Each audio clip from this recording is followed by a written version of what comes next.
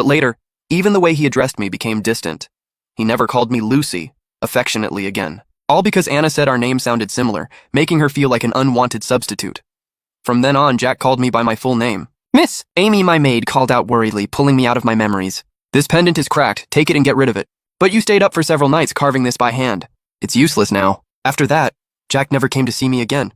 And only 4 days remained before my wedding to his uncle. That day, my mother took me to meet the Jack family matriarch to discuss the wedding.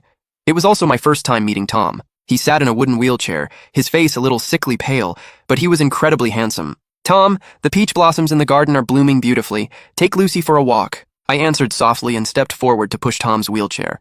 He was witty, charming, and very well read. No matter the topic, he could talk with me easily. Even the latest makeup trends in the capital, he knew plenty about.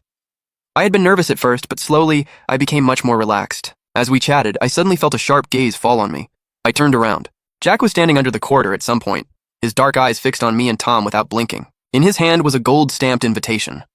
I recognized it right away. It was the notice we had just discussed with the matriarch about my wedding to Tom. Jack's eyes were deep and unreadable, but the slight downturn of his mouth made it clear he was in a bad mood. When he saw me looking back, he walked over slowly. "Why are you with my uncle?" Before I could explain, Tom glanced at him and spoke calmly. "What? Do I need to report my business to you?" His voice was cold, nothing like the gentle tone he had used with me earlier. One sentence was enough to change Jack's expression. Only then did I belatedly remember that before Tom was injured, he had been a famous war hero and the backbone of the Jack family. "I just don't want her bothering you, Uncle. Uncle Lucy and I have something to talk about. Could you—" Tom's gaze fell on me. After hesitating for a moment, I nodded. He then wheeled himself under the corridor. The distance was just right. He couldn't hear us, but he could see everything in the garden clearly. Seeing this, Jack frowned, clearly displeased, but he didn't dare lash out. He only turned his eyes back to me. "Lucy, why did you sell our love token?" That day, I had asked Amy to sell the pendant cheaply at any random shop. I never expected it to somehow end up back in Jack's hands. The pendant was broken, so of course I got rid of it. Fine. Then you'd better give me an even better one later. But that day, I was just saying it casually. "I can't believe you actually sold it. You really listen to me that much? Then if one day I say Anna should be my wife, and you can only be my concubine, would you happily help me bring her into the family too?" I looked at him in disbelief. I clearly sold it because I didn't want it anymore, yet he thought it was because of one careless comment he made. He even said something that absurd. For a second, I almost laughed from anger at his confidence. But in the end, I didn't want more trouble. I simply handed him my wedding invitation. This was proper etiquette between noble families, so of course I had to give it to him. But before I could finish speaking, Jack took the invitation. "I heard the date is set for 4 days from now.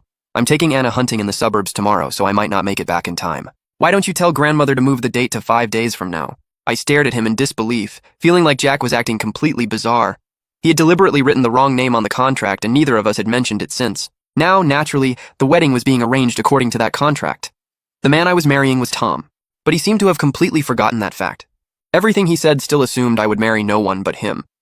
I didn't know if he was too confident or simply thought too little of the rules. Maybe I had stayed silent too long because he sighed like he was making a compromise. Fine, I'll try to make it back that day. As he spoke, he lowered his head to look at the invitation when a bright female voice rang out. "Jack!" Anna rushed into his arms like a little bird.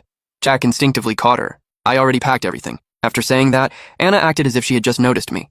She quickly let go and fiddled with the white jade bracelet. "Lucy, please don't misunderstand. She wouldn't be that petty." Jack casually tucked the invitation into his sleeve, then rubbed Anna's head and said, "She knows I see you as a little sister. She won't care about small things like this." Anna's breath caught. She bit her lip and forced a smile.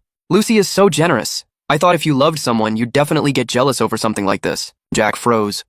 His eyes landed on my calm face, and for the first time, unease appeared in them. "It's getting late. I still have to go back and prepare for the wedding." "Right. You should hurry back and get ready. Once you marry into the Jack family, I'll treat you well." I couldn't be bothered to say another word to him and left without hesitation. 4 days later, the Jack family's wedding procession arrived early. I thought Tom would choose a carriage, but somehow he rode in on a tall white horse. Through the swaying pearl curtain of my bridal crown, he smiled gently at me and held my hand as I slowly stepped out of the bridal sedan. I looked up and saw fine beads of sweat on his forehead. Knowing how hard it must have been for him to stand, I felt touched. First bow to heaven and earth, second bow to the parents. Just as I turned to complete the final bow, a commotion suddenly came from outside. "Let me in, I'm the real groom." A figure barged in. It was Jack, who had gone on a trip to the suburbs with Anna.